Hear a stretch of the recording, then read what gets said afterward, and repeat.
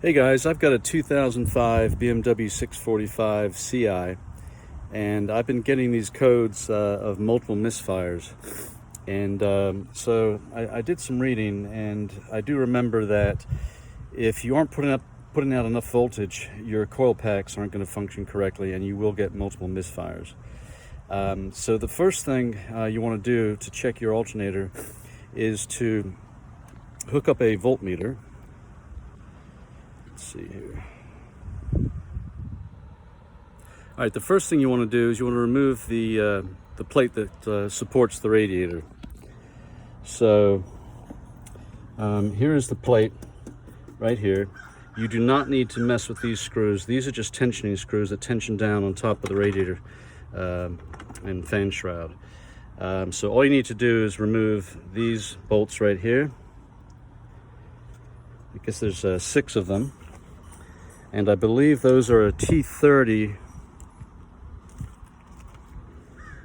a T30 bit. So we'll go ahead and remove 1 or 2 of these just to show you.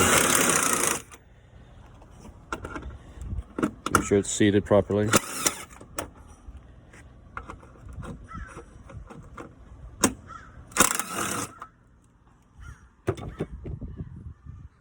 And I'll finish that up off camera. Once these 6 bolts are removed, you simply go ahead and, well, you've got to disconnect the cable that opens up the hood, and then this piece comes completely out. And there you are. So then, what's next is you want to remove the fan shroud. And we'll take a look at how to do that next.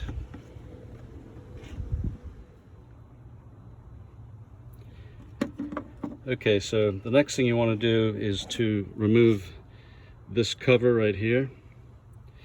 And it looks like it's held on with some 2 small torque screws. Within that, you have this coolant overflow pipe, which you just have to clip out of its space there. And then you also have a wiring harness attached to the fan shroud, both here and here, that you'll want to disconnect. Looks like they just pull straight out. And I'm sorry, there's not just the 2 screws, one here and one on the other end, but there's another one here and another one on the other side. So there's a total of 4 torques that hold on to this plastic cover, which is part of the radiator shroud. So once you've removed the 4 screws holding this plastic cover over the radiator shroud, you simply want to take this hood release cable and route it underneath. Make sure you disconnect this radiator overflow tube. You don't need to disconnect it from its connections, just from this plastic piece here. And you raise it up, and that's what that piece looks like removed. So this is what it now looks like, and what you're doing is you're going to leave your radiator in right here, but you're going to be taking out your fan and your shroud. So to do that, as I mentioned earlier, the next step is you want to disconnect this wiring harness, and I believe the one down below, but certainly this one. And yes, as verified, both this harness and this one had to be removed from the fan shroud, and you do that by depressing these tongues right here and just pulling up. Now this little guy right here fits into this piece, so don't lose this piece.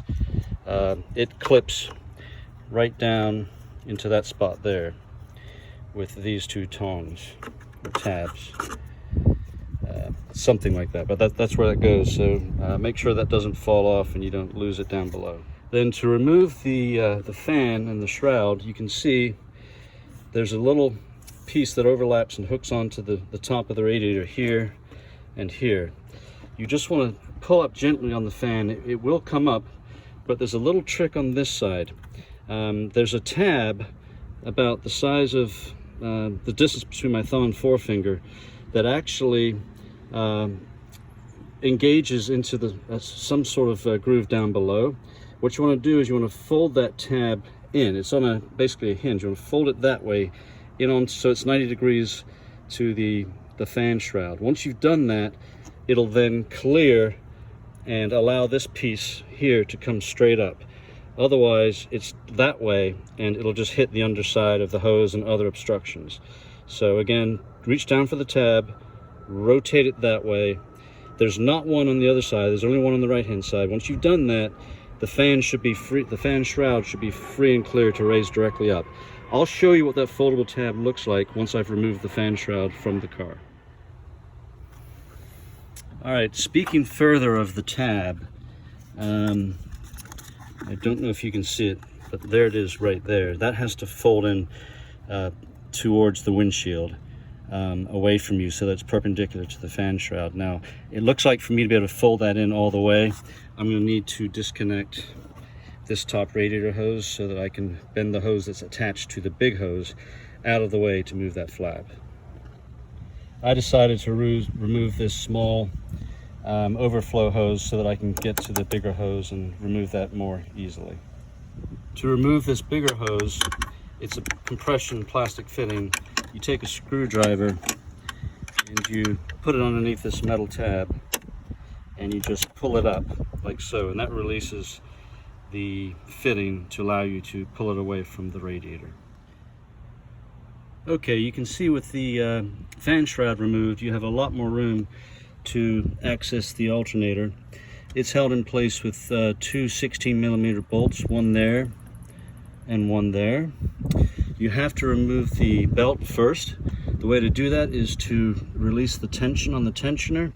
The tensioner is right here, and right where my finger is, there's a large Torx opening where you insert the proper size Torx. It's larger than a 50. My guess is it's a 55 or 60.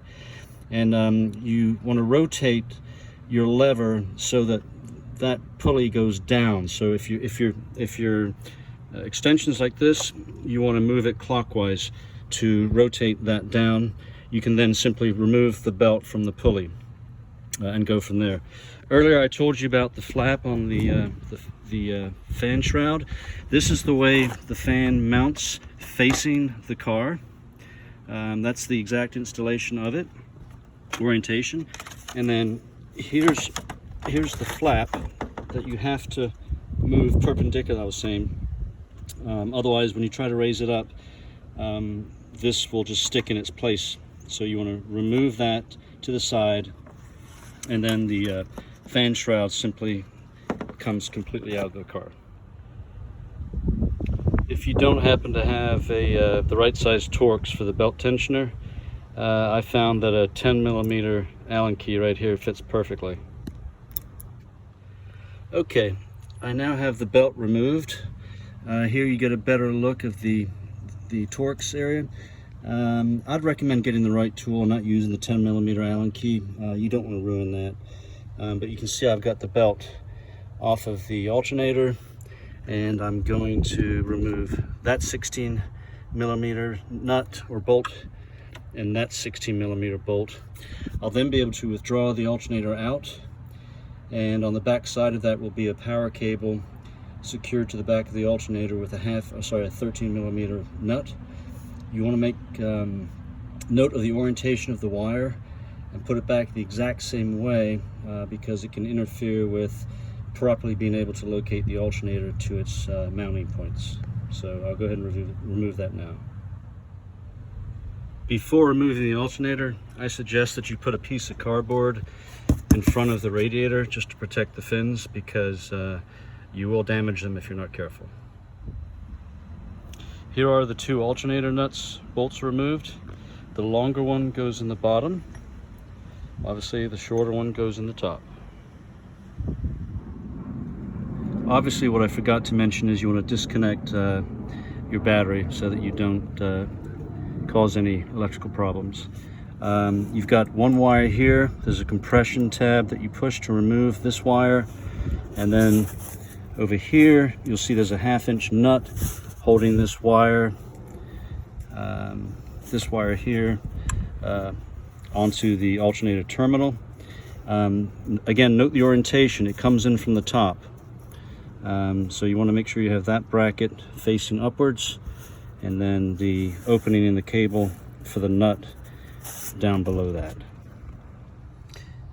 Here's a better look of the orientation of the cable coming into the alternator before I remove it. Here you can see the old alternator is removed. You will have to remove this idler pulley. The new alternator comes with a new drive pulley. You can see that the windings are pretty well oil soaked in here, so even though it appeared to be working properly a few minutes ago, I'm sure it's only a matter of time before it permanently quits, so it's good to get it out. And this is where the cable that goes to the battery hooks up with that 13 millimeter nut. Okay, so now I'm going to remove this idler pulley right here, and if I remember correctly, I had some difficulty with it last time. It may be on its way to getting stripped, so if it is, I'm going to replace that bolt. Hey guys, we're now going to install the new alternator into the 2005 BMW 645 Ci. What I did is I went ahead and ordered a remanufactured alternator from Rock Auto, believe it or not. And it comes with a $30 core. They send you a label that you can print off via their website. It costs you $10 to send it back, so you net about $20 off the core. I think, said differently, this thing ended up costing me about $80 delivered, which I think is a pretty darn good price.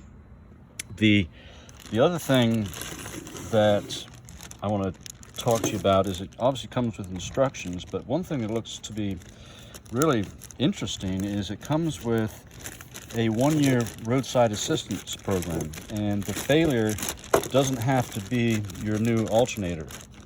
It can be anything, and they'll do up to 3 events per year, which includes not only a jump start but also a tow. So you can get 3 tows in 1 year, up to a value of $60 each, which I think is pretty darn cool. And apparently all you need to do is keep this document in your glove box so that you have the phone number. You pay for it up front, then you submit the receipt for reimbursement. So that's pretty cool. Now back to the alternator. There's basically a couple things to point out. The toughest part is this has to go around a mounting bracket. So sometimes you may have to get underneath the car to align that to slide it up. Obviously the long bolt goes through like so. There's a shorter bolt that goes through this mounting part into the block of the engine, or a bracket, something like that. And then thirdly, something that is a little unique is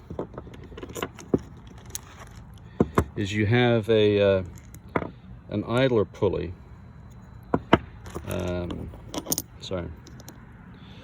Which bolts on like that, and it goes in with, I believe, a 250 Torx. Now what happened was, let me get the new one out. So I got a new one. I got this from Pelican Auto Parts. It was about $30. Now you can get one without the bolt, or you can get one with the bolt. It's about $18 without the bolt. It's about $30 with the bolt. Don't ask me why it's so expensive with the bolt, but you can see that's what the correct bolt looks like. It's got a shoulder on it which fits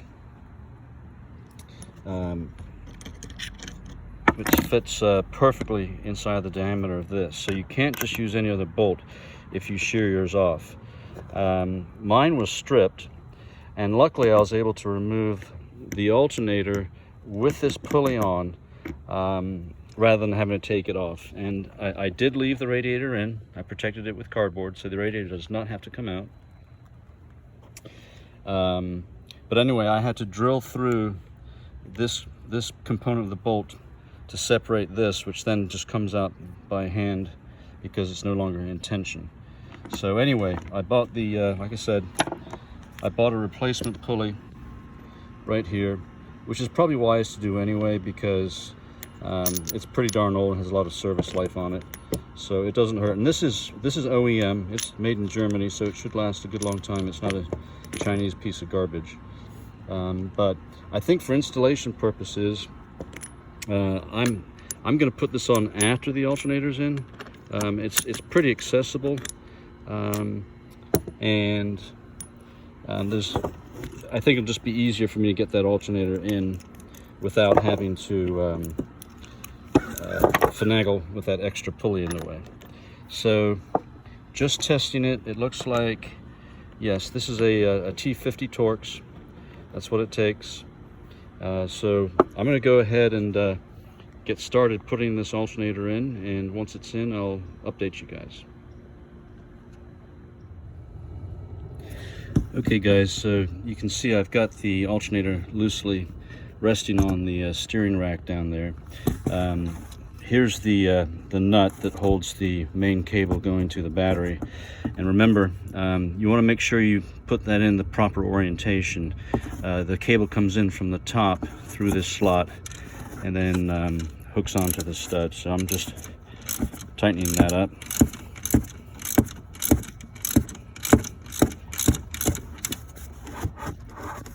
Okay, and then remember you have one other little wire right here, and it goes into that slot right there.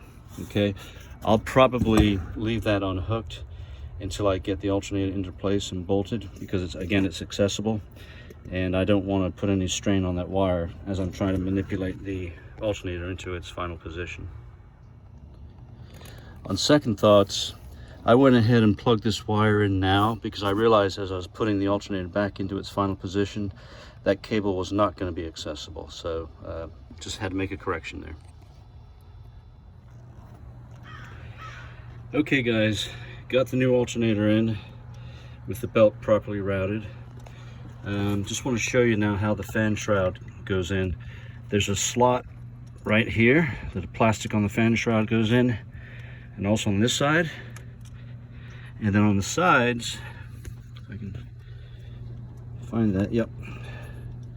There's a little hook right here, and there's one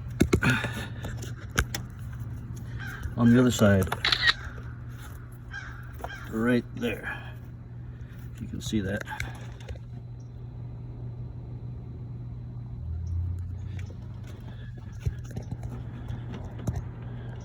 Let's see. Yeah, right there. You see the hook. Now, I'm sorry about the bad photography, but here are the feet at the bottom of the fan shroud that fit into those slots at the bottom I told you about. Here on the left-hand side is one that fits into the slot on the upper side. And then, as you may remember, when I pulled this thing out, this one also fits into its own little groove. But remember, to remove it, you have to raise it up a little bit, the shroud, fold it in like so, and then put it into place. So we're going to do that now. Okay guys, I now have the shroud back in. You can see there's pieces of plastic on the shroud that overlap the ridge of the radiator. You then want to go ahead and put the cover back on that holds it all together. Yeah, it goes this way. And put that in place.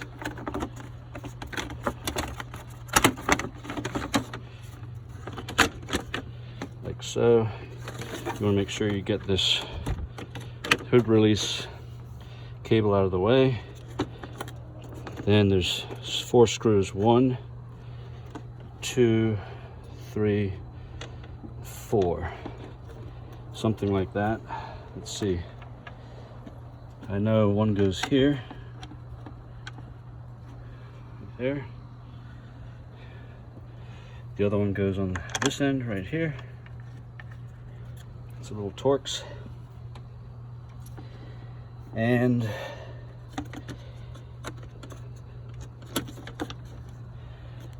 I believe here and here, so there must be 5 of them. So I'll put those in now. There's actually 4 screws that hold in this shroud cover. One here, one right there, and the same on the other side, there and there. I'll put those in now. What you want to make sure you do is to connect these 2 wiring harnesses back into their proper position, like so. And this piece does come off, so just make sure it's clipped in properly, but make sure you put those in the correct way. There. Okay. And now for the last piece to go in, whatever they call this, radiator brace or something like that, but you can see there's springs right there and right there. They fit into those notches right there.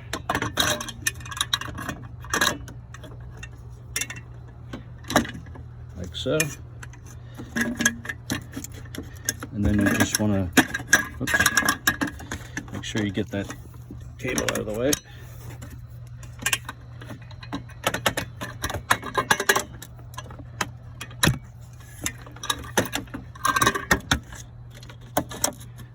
There we go. You just don't want to pinch that cable. And so it's held in place with 5 T27 Torx. So I'll go ahead and put that in now. Okay, this last piece here, this cover is held in place with 6 T27 Torx. And again, as a reminder, you do not need to mess with these. These are spring-loaded pressure points that sit into the top of the radiator shroud just to brace it from vibration. Make sure you route your hood release clear and out of the way so that it doesn't get in the way when you go to put this thing back on. T27.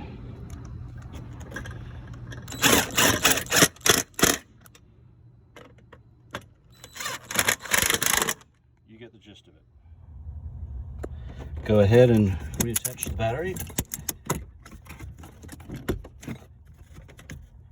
Tighten that up with a 10mm bolt or wrench.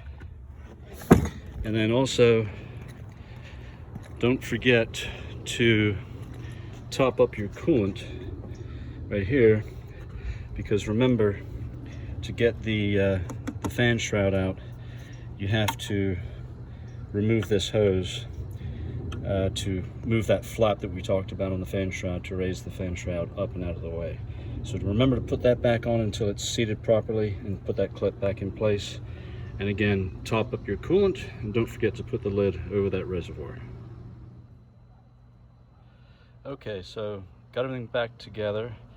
I got the voltmeter on. The car's not running. It's sitting at 12.3, 12.29 volts. So let's go ahead and fire it up and see what we get.